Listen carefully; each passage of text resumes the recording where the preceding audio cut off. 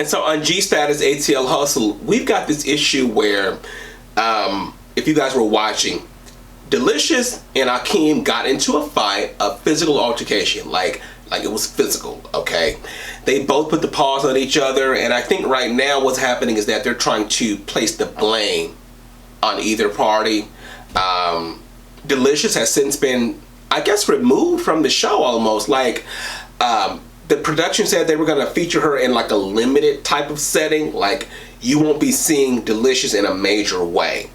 And I don't necessarily agree with that, but I understand why it was necessary. Like, I understand why Delicious used the N-word. I understand why Delicious calls them peasants. Like, I get that. Like, Delicious is from the West Coast, so like that's like a different kind of upbringing. It's a different type of training. It's a different type of coaching. It's a different type of attitude altogether, okay? And so with Delicious being out here in the South, she's being received completely different from who she really is. Like, they're claiming that Delicious is a racist when she's not a racist. She's just simply living the way she has been taught to live. Now, if you guys have been on the West Coast, like, you're going to understand, or you will understand, like, because they're going to make you understand that, like, Latino people, Mexicans, like all of that stuff, like, they've actually been giving like the privilege or like the right to say the N-word. Like, I don't know if I agree with it or if I'm down with it or whatever, but I accept it for what it is. Like, they've been giving free reign to use the N-word at their liberty, and it's not supposed to be considered offensive. Okay? Now, this is on the West Coast. Delicious, you got to remember that you're in the South. Like, ATL, Atlanta, as much as they want to be the big city, they call them the baby New York or whatever, like, it's not the same thing. Like, it's not the same attitude. Like, it's not the same kind of atmosphere that you imagine a big city to be. Like, it's not giving that kind of energy. And I think you probably know that by now. Like, with you being a West Coast girl and then coming over to an ATL, like, you probably already noticed that, like, the vibe is different. Like, black people are offended by things that you wouldn't imagine them to be offended by, right? And then I bet you're shocked by Akeem's opinion about you as well. I don't think Akeem is a homophobe or a transphobe or whatever. Like, I don't think he's a transphobe, but I do understand, or I see where he's coming from, and it's all because of what he's been taught. Okay, and so Akeem is coming from a place of learning. Like, he learned his behavior. Like, somebody told Akeem that a man cannot be a woman, period. And then, like, that's it, right? That's what he ran with. I think what Akeem needs to learn is that, yes, a man can be a woman. A man can be a female. Okay, a man can't be female because a female can actually reproduce. Okay, but a man can be a woman. Okay, now I use these terms specifically because when you think about what is considered to be a woman and what's considered to be a female, now we're talking about science. Okay, and so scientifically, you're not a woman or a man. You are female or male at birth. You are either male or female. Like, on your birth certificate, it does not say man, woman, no, girl, boy, no.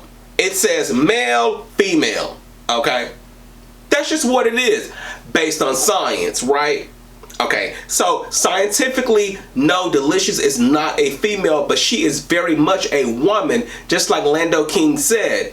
She conducts herself and she presents herself as a woman, so you have to acknowledge her if you're willing to respect her as a woman.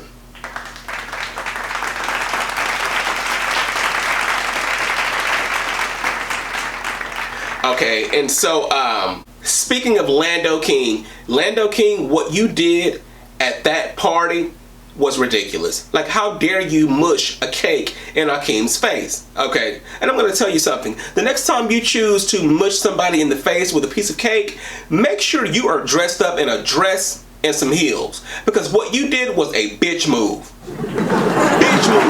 Major bitch move.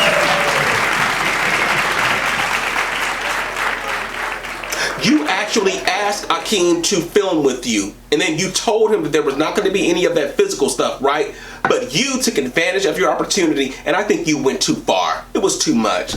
I'm having issues with you right now, Lando King. Like, it's just too much. Like, what you did, like, okay, so first of all, you guys are beating a dead horse. You're beating a dead horse. Stop asking this man why he fought Delicious. We already know why he fought Delicious. It was wrong because, Akeem, I'll tell you right now, you do not approach somebody and take their shoe, especially not a Louboutin, the red bottom. How dare you?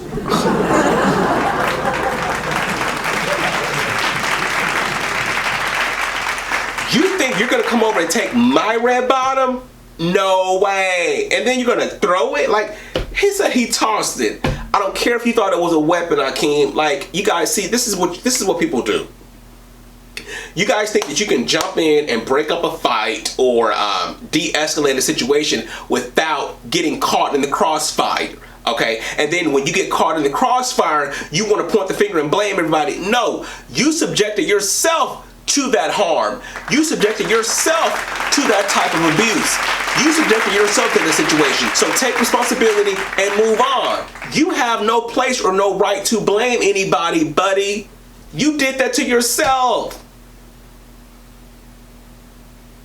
And to be honest with you, Akeem, as much, you know, look, cause I see both sides. Like, I get it, you know, and I try to remain neutral in these situations, but I think Akeem owes Delicious an apology. I want to see an apology. So, like, if you guys are doing some sort of reunion, because I know you've got like 4 episodes left. They're in mid-season right now. G-Status ATL Hustle is in mid-season. So, like, when they come back next week, that's going to be like the second part of the second season. Okay.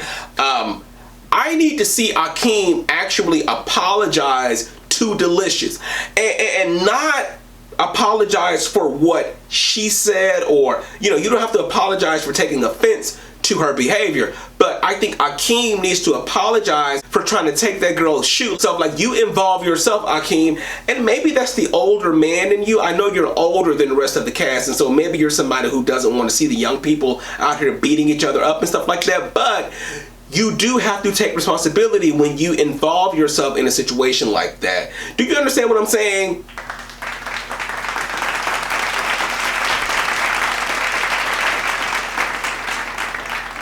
I hate to do it, but I gotta give it to you raw, okay? A lot of you guys have been going on Imani Van Zapp's show, and like, she's got this power and this magic to make all of y'all cry. Like, is that intentional, or is it like, what the fuck is going on? Because like, I'm gonna, look, and this is no shade, Imani, like, I love you, like, I like what you do, I appreciate you. You're helping these people fix their what? Their okay? But everybody's coming on the show and crying, like they're bawling their eyes out, and to me it just seems like, wow, like, what's going on? Like, what's really going on? Like, these guys are like troubled. I don't mean to judge you guys, like, I'm not trying to, like, I'm not doing that, like, I'm not criticizing, like, I'm not doing that. Like, I appreciate you guys being as candid and as open as you've been thus far, okay? But when I look at G-Status ATL Hustle, I look at it like one of our reality shows that are like on Bravo TV, The Learning Channel, WeTV, VH1, like all of that stuff, right? And if I'm comparing G-Status ATL Hustle to those shows, it's rare that you see one of the cast members going somewhere and like bawling their eyes out. Like, look, let me just keep it short.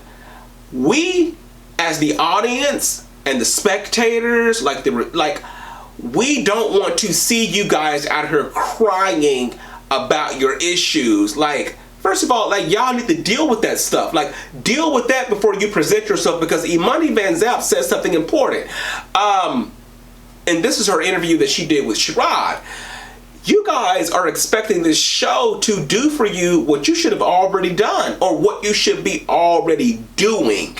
I like how on this last episode we had Devon in the kitchen cooking it up, Okay, he's cooking baked mac and cheese. Like, he's got all kind of meats and stuff set up. You know, like, this guy, like, he's a caterer. Like, he's been to school for culinary arts. Like, he's actually accomplished in his field, okay? Like, he's doing things. Like, this is how you want the show to present you. Like, he already has something under his belt, okay? Like, he has something to kind of brag about and talk about and present to the public, right? But a lot of, like, the stuff on the show, now maybe you guys have a lot going on, I don't know, but like, from what we've seen on the show, there's not much going on with the characters, right? And so you want to make yourself look like what Devon is making himself look like, because I can appreciate that, okay? Like, I really appreciated that. So shout out to Devon. I love how you came through and you actually let us in on what you do as a profession, okay? Devon has a profession.